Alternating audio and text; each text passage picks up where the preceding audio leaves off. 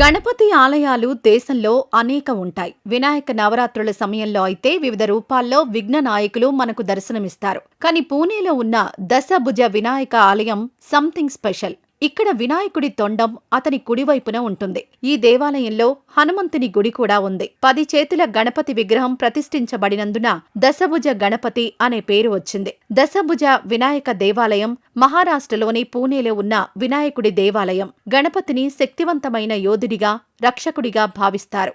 ఇది ఇతర గణపతి రూపాల కంటే అరుదు.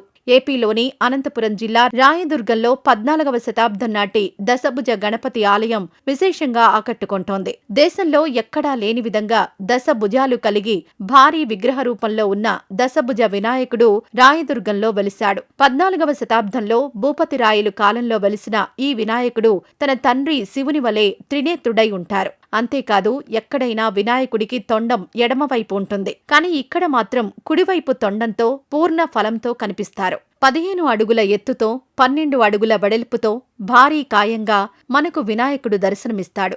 ఎక్కడైనా ఏ కార్యక్రమం ప్రారంభించే ముందు శుక్లాం వరదరం విష్ణుం శశివర్ణం చతుర్భుజం అనే శ్లోకం చెబుతాం కదా.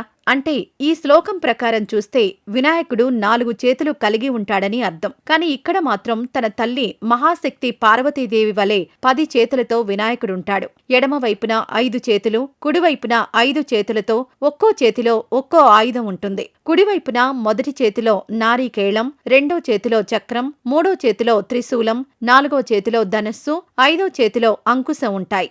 ఎడమవైపున మొదటి చేతిలో భార్య సిద్ధిని ఆలింగనం చేసుకున్నట్టు, రెండో చేతిలో శంఖం, మూడో చేతిలో పవిత్రం, 4వ చేతిలో శరం, 5వ చేతిలో ఖడ్గం దర్శనమిస్తాయి.